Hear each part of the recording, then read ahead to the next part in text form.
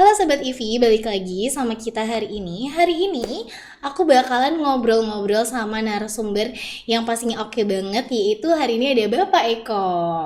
Bapak Eko boleh diperkenalkan dirinya mungkin? Oke, makasih ya Mbak Listra ya. Makasih buat sobat Ivi ya ininya.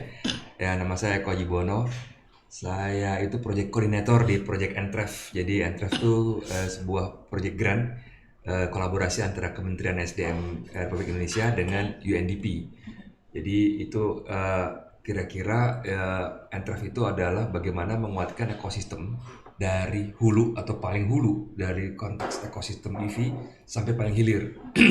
Kalau hulu tuh ekstraktif materialnya, material mineralnya, hilirnya bukan berhenti di konsumen, tapi bagaimana setelah pasca penggunaan kendaraan itu. Jadi artinya sampai konteksnya recycling atau reuse atau repurpose dari baterainya. Nah, kurang lebih itu yang dikejar oleh Entref dan saya karena memang itu passion saya di techno and social environment, so far that's my activity. Gitu Mbak Oke, Lisa. keren banget ya Bapak Eko ini ya. Nah, sekarang kita akan ngomongin nih hari ini EV untuk transportasi publik. Kira-kira Pak Eko udah siap belum nih kira-kira? Oke, ya. Udah siap? Oke, siap ya. Oke, jadi aku ada pertanyaan pertama nih Pak Eko. Yang sebenarnya paling basic banget, paling dasar banget. Sebenarnya keuntungan kita menggunakan EV itu, apalagi untuk mungkin keuntungan transportasi publik gitu ya, untuk lingkungan dan juga mungkin untuk masyarakat sendiri. Dan gimana cara EV itu bisa mengurangi polusi udara dan juga emisi gas. Gimana nih menurut Pak Eko? Oke, menarik nih Mbak Lisa. Tapi memang kalau pertanyaannya antara transportasi publik dengan EV itu Oke. yang kita pengennya nggak ada dikotomi di situ. Memang biasanya kalau ngomong EV ya lawannya fossil fuel. Konteksnya adalah bagaimana memang orang beralih ke transportasi publik karena itu lebih efisien, lebih murah dan apa namanya tidak membuat jalan macet. Nah, yang mungkin yang dalam konteks kita adalah bagaimana transportasi publik juga elektrifikasi atau listrik. Itu artinya udah double-double tuh benefitnya. Pertama, jalan semakin tidak ramai, kemudian pakai listrik. Ya. Nah, kalau konteksnya oke, kalau misalnya transportasi publik, iya listrik, bagaimana kendaraan listrik? Nah, kendaraan listrik kita tahu sendiri bahwa yang kita concern sebenarnya dalam transportasi adalah di jalan itu sendiri. Bagaimana di situ tidak ada emisi. Kita nggak ngomong hanya CO2 loh. Mungkin ada juga yang masih ada timbalnya, ada CO-nya karena pembakarannya nggak sempurna. Nah, itu kan kita nggak bisa konten karena di jalan-jalan. Nah, dengan adanya kendaraan listrik, yang pasti kita mendapatkan kepastian bahwa di jalan tuh bersih. Jadi tidak ada polusi karena kalau kalau konteksnya output dari kendaraan listrik itu zero emisi. Kita nggak nanya atau kita nggak bertanya tentang dari mana sumber listrik ya, sumber listrik kendaraan itu.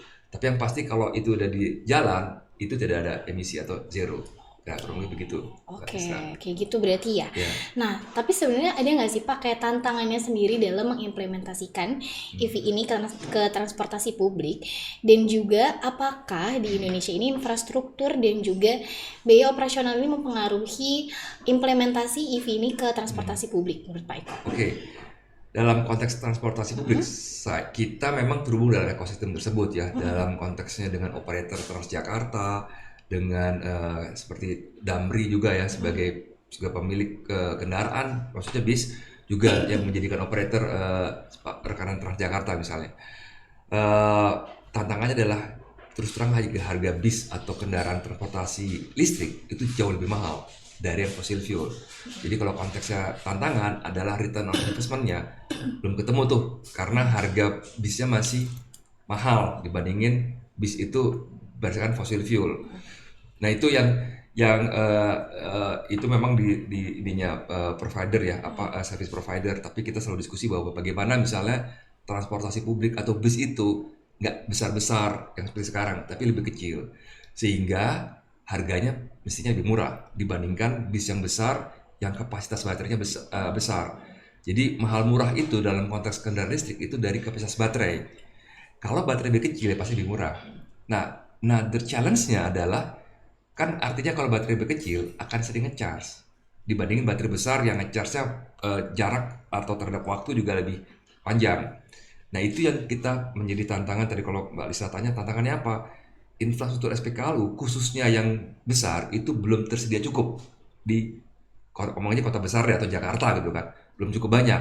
Dan itu kan perlu sebuah manajemen transportasi khusus. Bagaimana kendaraan listrik tetap berjalan, pelayanan publik tidak terganggu, bis atau kendaraan listrik besar ya untuk publik itu bisa ngecharge dengan cepat, dengan mudah dan banyak titiknya. Nah, itu yang jadi perdebatan atau diskusi kita dengan operator baik itu di lewat Pemprov DKI Jakarta misalnya, bagaimana supaya itu eh, bisa menjadi kan ada solusi. Kita NTREF itu punya 3 pilot project, 3 region, Provinsi Jawa Barat, Provinsi Bali, sama Provinsi DKI Jakarta. Sama-sama kita sudah melakukan studi, melakukan kajian untuk memapping di mana kira-kira titik-titik dibangun infrastruktur SPKLU. Supaya kalau memang terjadi kebijakan mengganti kendaraan yang bisa menjadi lebih kecil, supaya tadi return on investment tercapai.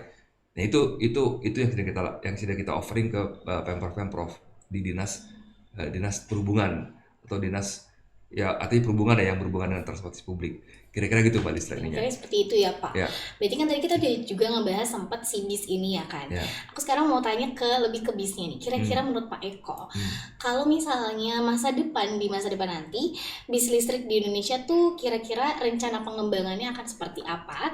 Mungkin baiknya juga ya seperti itu Pak, kalau si bis listrik sendiri ini. Oke.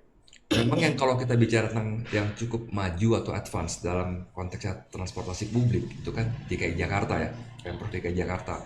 Karena memang cukup cakupannya luas, banyak daerah-daerah remote atau suburb area yang harus dilayani oleh jasa transportasi publik. Kedepannya kalau kita lihat dari kebetulan di bulan Desember tahun lalu saya ketemu dengan salah satu pejabat dari Damri yang juga bagian operator dari Transjakarta. Mereka akan menambah banyak bis yang listrik. Kenapa? Itu perusahaan-perusahaan publik, baik itu yang pemerintah ataupun swasta, itu sudah mulai aware bahwa mereka mesti terlibat ke sana gitu. Dan konteks tentang harga juga menjadi challenge dalam konteks yang baik ya, karena sudah banyak pembiayaan yang memberikan banyak kemudahan, apakah kreditnya ataukah cara pembayarannya. Terus kemudian itu yang menjadi pemikiran ke pemangku kebijakan di Pemprov untuk beralih ke kendaraan listrik untuk transportasi publik. Memang belum banyak, baru yang punya awareness itu adalah Jakarta, kemudian Jawa Barat, dan Bali yang memang kita jadi project di situ.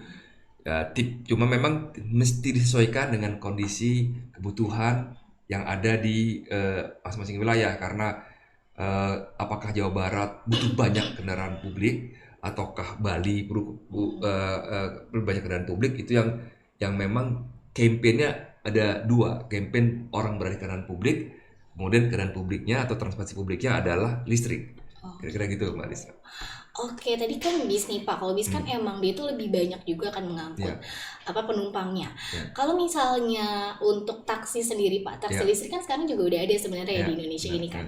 Menurut Bapak tuh akan kayak gimana juga ke depannya? Apakah dia juga bisa mirip-mirip nih sama bis listrik karena dia bisa mengangkat penumpang dengan banyak dan juga siapa tahu Ya. nanti taksi listrik ke depannya juga apakah banyak peminatnya gitu Pak menurut Bapak? Ya, itu juga yang menarik tuh. Ada beberapa operator taksi yang khusus kendaraannya listrik.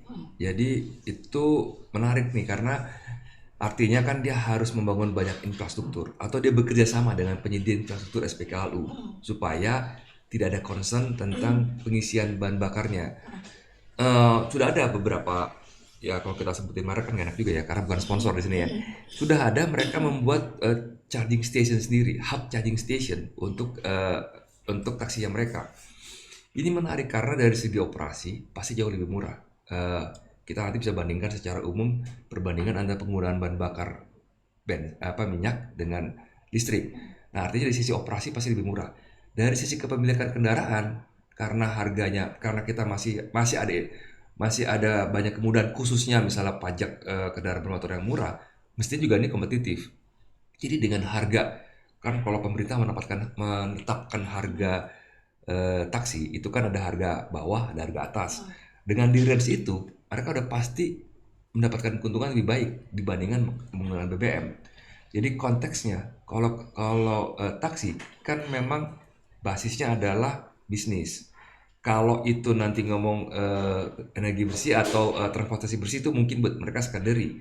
Tapi sekarang ini sudah saling melengkapi. Pertama itu lebih murah, kedua itu lebih ramah terhadap lingkungan. Sekali lagi, kita ngomong ramah lingkungan itu di jalan ya. Hmm. Jangan tanya listriknya dari mana gitu kan, sumber listriknya. Tapi kurang lebih itu Mbak Listri. Ya. Oke.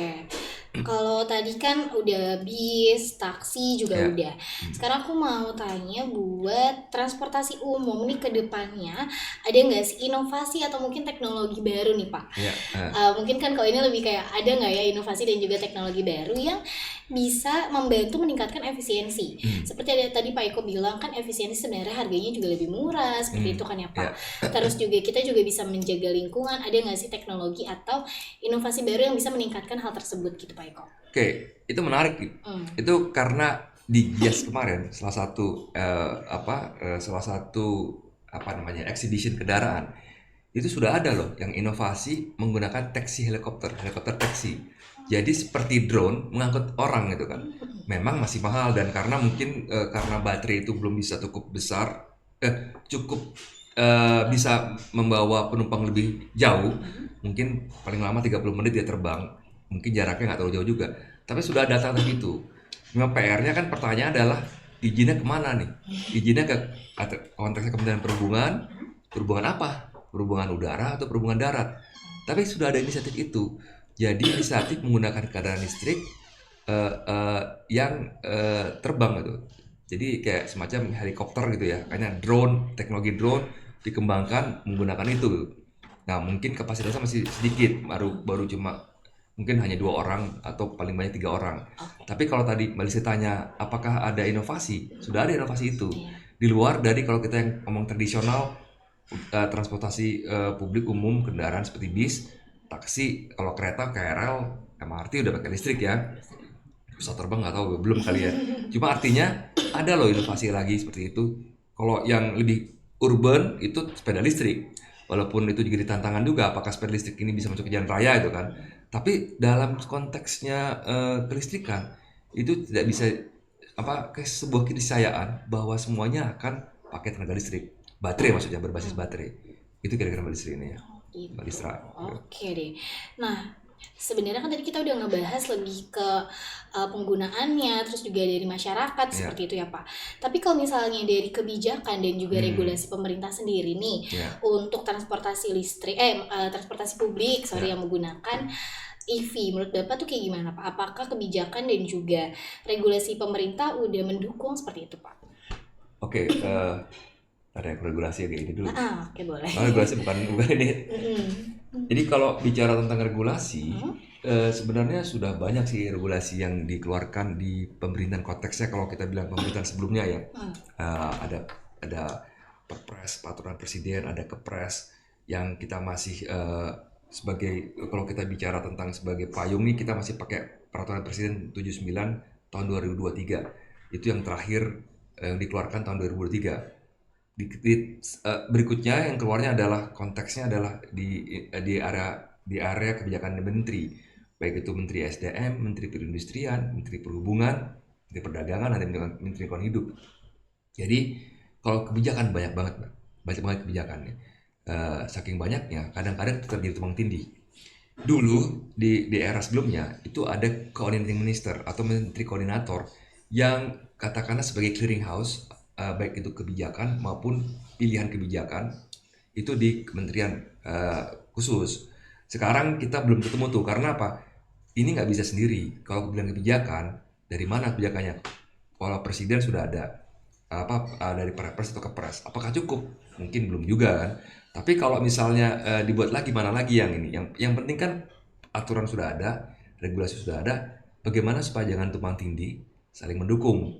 Tentunya ini kan namanya enabling factor buat industri atau kemudian ekosistem bertumbuh. Enabling factornya sudah ada di situ, is there. Yang belum atau perlu dipikirkan lagi adalah mengkolaborasi antara semua sektor ini, baik itu pemerintah maupun swasta ataupun publik, supaya terkoordinasi. Itu yang kita dorong sih dalam konteks Project Entref ya. Sekarang nih kita nggak punya coordinating ministry nih, dulu ada, sekarang nggak ada gitu kan. Ini siapa? Nah itu kita selalu ajukan ke konteksnya dalam diskusi dengan pemerintah ya. Dan mudah-mudahan sekarang ada nih, tapi kita belum lihat semangatnya itu seperti yang dulu gitu kan. Ada di Kementerian Perekonomian. Cuma memang konteksnya Kementerian Perekonomian itu masih ke industrinya gitu kan. Kita kan masih banyak nih industrinya, penguatan industri industri produksi kendaraan listriknya ya. Tapi kan tadi kita perlu juga dari ekstraktif materialnya, penambangannya, kemudian dari setelahnya itu diapain, kemudian peraturan sendiri di apa di jalan itu seperti apa. Nah itu yang kita masih perlu. Jadi peraturan sudah ada, sudah banyak. Kita hanya perlu koordinasi dan berkolaborasi lebih intens. Dengan adanya koordinating ministry atau menteri koordinator, kolaborasi itu akan lebih bisa diorkestrasi dengan lebih baik. Gitu. Lebih begitu ya. Berarti butuh kolaborasi juga ya, Oh Pak? pasti, ini pasti kolaborasi. Perlu banget ya. Perlu banget ya. Oke. Oke. Oke, mungkin Pak Eko boleh dijelasin sedikit nih. Kayaknya ini juga menarik nih Pak buat kita Ya, bahas ya, Pak. ya Mungkin jadi boleh Pak Eko. kalau kita lihat dari konteksnya Project Entref yang kemudian tujuannya adalah menguatkan ekosistem EV sambil juga kita men-safeguard environment. Yang jadi pertanyaan itu kan adalah seberapa sih untungnya, apa sih benefitnya dalam konteks negara deh, yang pemerintah itu supaya memang ini patut diperjuangkan. Nah, kita bisa membandingkan nih antara listrik dan kendaraan BBM. Jadi kalau kita lihat di sebelah kiri itu ada SPKLU, ada home charging station yang di rumah di charge, kemudian ada BBM yang pertalite atau solar. Nah, kita lihat bahwa harga sebenarnya yang harusnya dibayarkan oleh pelanggan untuk membayar listrik atau gini, kan itu ada harga listrik yang harus bayar pelanggan terhadap penyediaan SPKLU. Itu harganya Rp2.466 per kWh. Tapi karena provider juga perlu menyediakan infrastruktur, mereka membeli listrik dari PLN. Nah, di PLN itu harga listriknya adalah Rp1.772 per kWh. Baik yang lewat SPKLU maupun yang lewat home charging atau charging di rumah. Tapi PLN memberikan insentif, maksudnya pemerintah lah melalui PLN memberikan insentif bahwa provider atau penyedia jasa SPKLU bisa mendapatkan harga listrik curah. Harga listrik curah itu lebih murah, tapi dia harus beli bulk. Itu harganya Rp1.444 per kWh. Artinya, dari harga yang harus dibayar Rp1.772 per kWh, pemerintah memberikan insentif Rp387 per kWh. Itu insentifnya tuh. Untuk rumah, harusnya kan bayar Rp1.772 per kWh juga. Tapi kita hanya bayar Rp1.669 per kWh. Karena ada discount rate tuh antara jam 10 malam sampai jam 6 pagi itu 40%. Oh gitu. Oke. Nah, pemerintah memberikan subsidi Rp72 per kWh. Itu subsidi konteksnya di kendaraan listrik.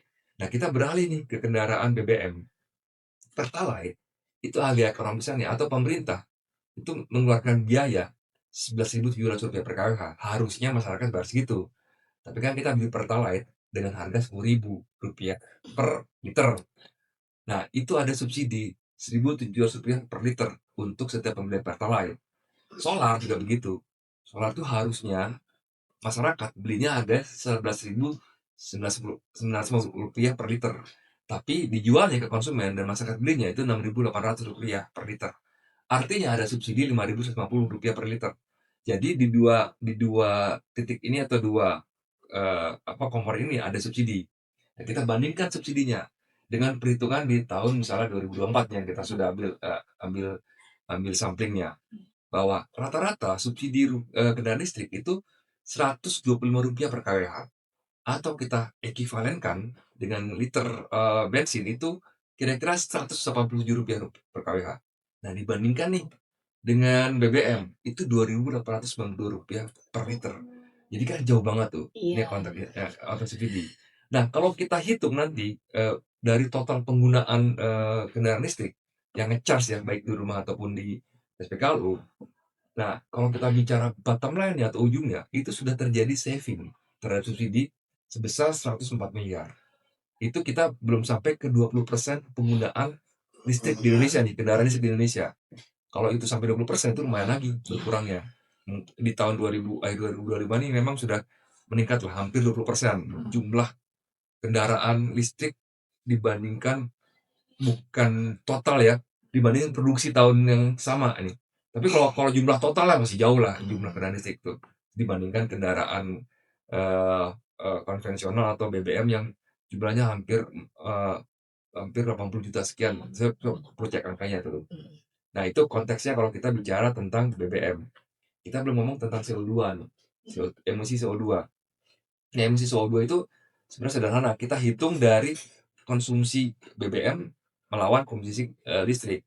Nah, kalau kita bicara kendaraan masing-masing, itu punya 3 kategori lah. Kategori kendaraan full BBM atau kita bicara ICE namanya, internal combustion engine. Ada kendaraan hybrid. Hybrid itu dia ada listriknya, tapi juga ada pakai BBM. Tapi fungsi apa produksi kendaraannya power dari BBM. Nah, ada full listrik. Nah, itu kita bandingkan berapa sih per liter per kilometer biayanya itu kan kalau ngomong efisiensi energi. Nah, kita bandingkan itu.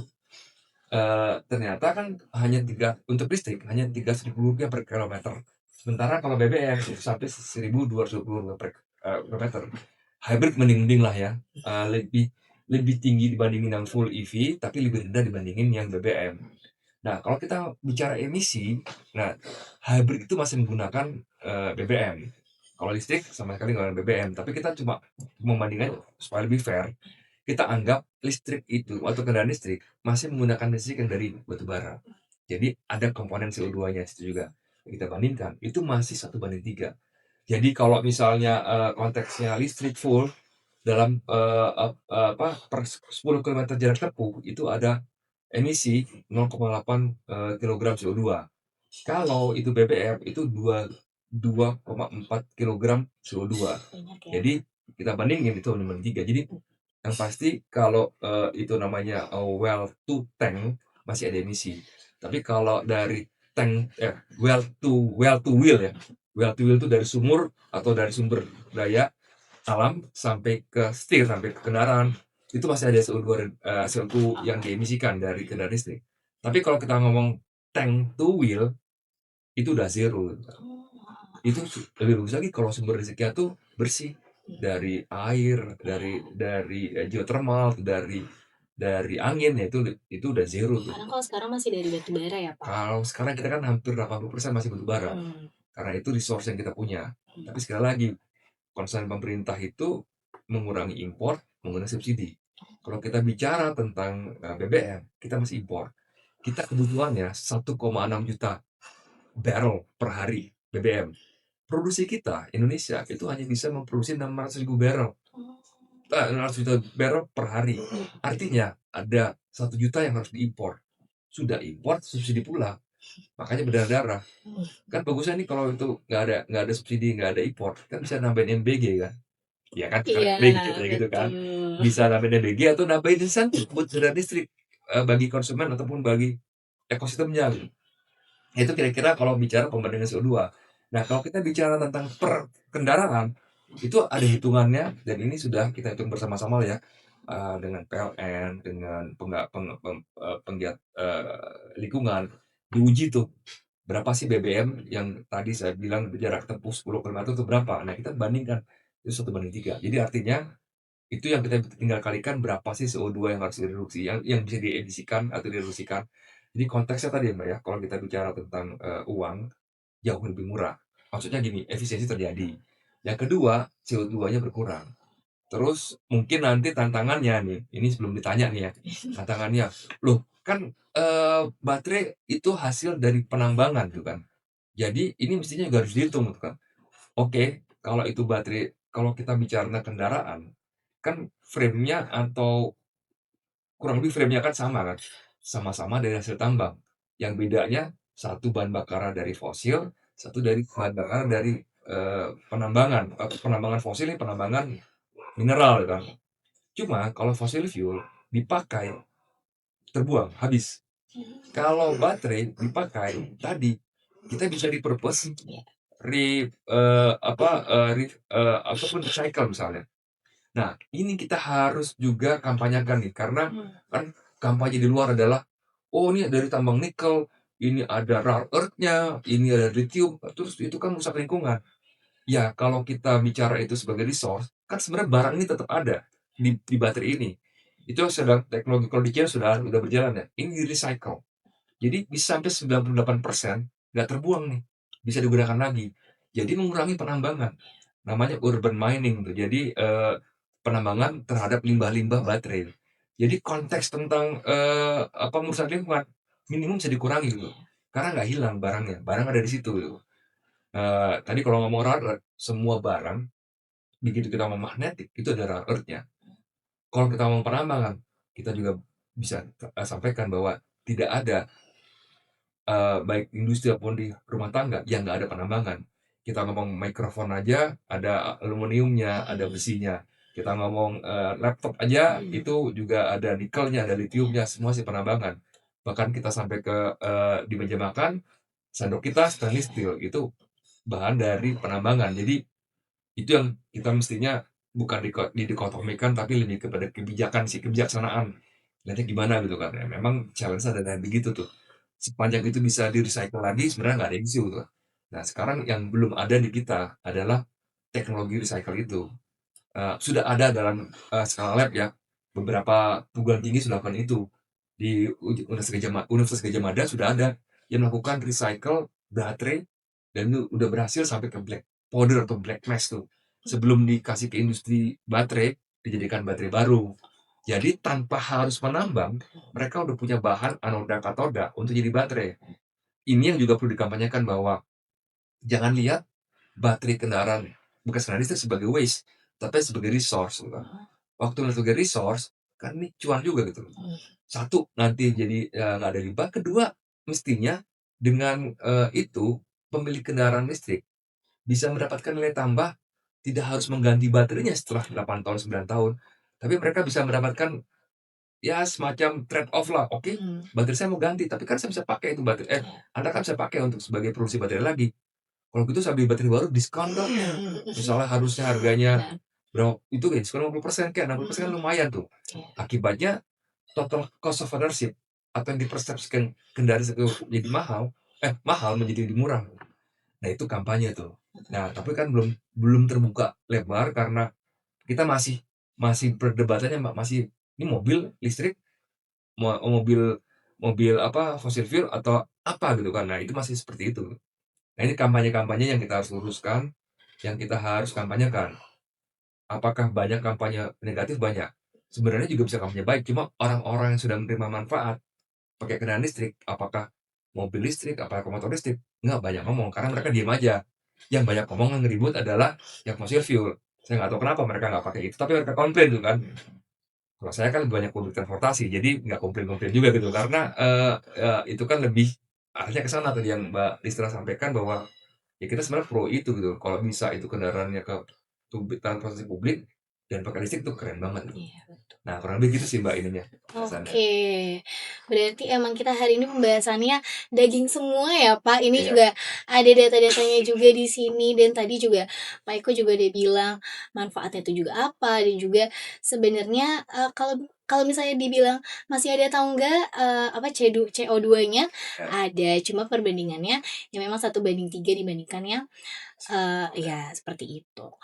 Ya. Nih, udah sampai ke pertanyaan terakhir nih, Pak. Oke. Aku mau tanya, kira-kira apa saja intensif dan juga mungkin dukungan yang dibutuhkan EV sendiri untuk meningkatkan EV di transportasi umum gitu, Pak, transportasi publik? Apa aja kira-kira intensif dan juga dukungan apa? Oke, kalau konteksnya sekarang sebenarnya bukan urusan listriknya nih. Bagaimana transportasi publik ini bisa mengakses ke daerah-daerah atau tempat-tempat yang daerah-daerah perumahan lah ya, atau daerah-daerah atau kalau kita bilang itu first mile, last mile-nya. Jadi first mile itu dari sisi rumah, last mile-nya dari tempat dia bekerja. Nah, itu artinya intensifikasi jumlah transportasi publik atau jalan-jalan yang digunakan transportasi publik lebih banyak. Kalau itu udah ada, konteksnya ke listrik, itu akan lebih mudah. Misalnya gini, oh untuk daerah-daerah perumahan maunya kan nggak ada polusi, terus bersih. Nah, mau nggak mau pilihannya kendaraan listrik atau publik transportasi yang berbasis listrik. Jadi sebenarnya adalah tadi konteksnya adalah perencanaan tata kotanya, perencanaan transportasinya, sama kemudian yang hubungan dengan lingkungan hidup itu sama-sama memikirkan, sama-sama melihat bahwa oh ini ada kebutuhan eh, transportasi publik konteksnya first mile last mile, ya udah diakses. Itu otomatis atau tanpa disuruh pun masyarakat atau komunitas ataupun siapapun akan berpindah ke transportasi listrik. Jadi seperti saya tadi bicara ditanya kenapa saya ke sini pakai transportasi publik, karena saya pikir itu paling gampang, saya aman, saya bisa ngatur waktu gitu kan. Tapi itu tadi keuntungannya banyak tuh buat publik sendiri ya, buat masyarakat. Tanpa saya disuruh, tanpa ada iming-iming lain, saya memilih kendaraan publik karena lebih cepat, lebih murah, ada kepastian dan aksesnya gampang. Ini ngomong di konteks Jakarta ya, ibu kota Jakarta. Nah, mudah-mudahan Jakarta makin meningkat, di provinsi-provinsi lain juga akan meningkat akses kendaraan publik. Mungkin ada ide lain, ada ide yang lebih tanda kutip kalau kita ngomong kuat dari Kementerian Desa misalnya, ingin ada urban transportasi atau rural transportasi, di mana di desa-desa atau di daerah terpencil atau daerah desa lah misalnya, itu nggak ada public transportasi. Jadi mau nggak mau masyarakat mesti punya motor sendiri, punya kendaraan sendiri, mobil mungkin ya. Nah kalau ada public transportasi yang mungkin bisa setelah seperti di Jakarta, berjalan ngantar anak ke sekolah, setelah anak sekolah itu dipakai buat apa gitu kan. Yang kita lagi berpikir, ya kalau anak sekolah nggak pakai, karyawan atau pekerja sudah nggak pakai, buat apa nih? Karena pasti tidak ada intensitas yang tinggi seperti di Jakarta gitu misalnya. Mungkin ngangkut hasil produksi, hasil bumi, atau apapun, atau perdagangan, atau misal toko-toko menggunakan jasa ini supaya ngambil barang dari desa ke kota atau kota ke desa sebaliknya. Nah itu yang sedang kita pikirkan bahwa artinya dengan ini transportasi publik bukan hanya di daerah perkotaan, tapi sampai ke daerah pedesaan.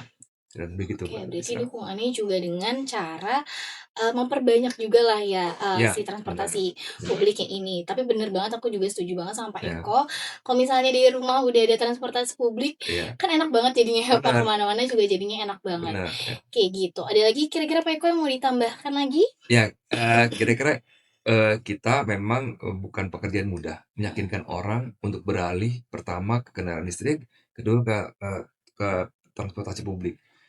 Yang pasti adalah kita mesti punya kesadaran yang sama nih, maksud masyarakat ya, bahwa dengan memakai ini saya nggak lihat dikotomi ya, tapi sebagai satu hal yang sama nih. Kalau mau, pakai kalau bisa lebih baik pakai kendaraan, publik. Tapi kalau nggak mau pakai transportasi publik, coba kendaraan yang listrik. Apakah itu motor listrik ataukah mobil listrik. Sehingga paling tidak berkontribusi terhadap tidak adanya emisi di jalan. Kan kalau kalau tagline-nya UN itu adalah healthy planet, healthy people. Planet ini sehat, orang-orang akan sehat. Jadi itu awareness itu. Nah, memang tantangannya adalah tentang komersialisasi atau efisiensi tadi. Kalau murah pasti orang tanpa dipaksa atau tanpa disuruh-suruh pun akan berada di sana. Mudah-mudahan itu akan terjadi ya. Jadi misalnya kebijakan ganjil genap itu udah lumayan lah. Yang nggak ganjil nggak genap tapi mobil listrik boleh kapan aja. Itu game changer gitu kan.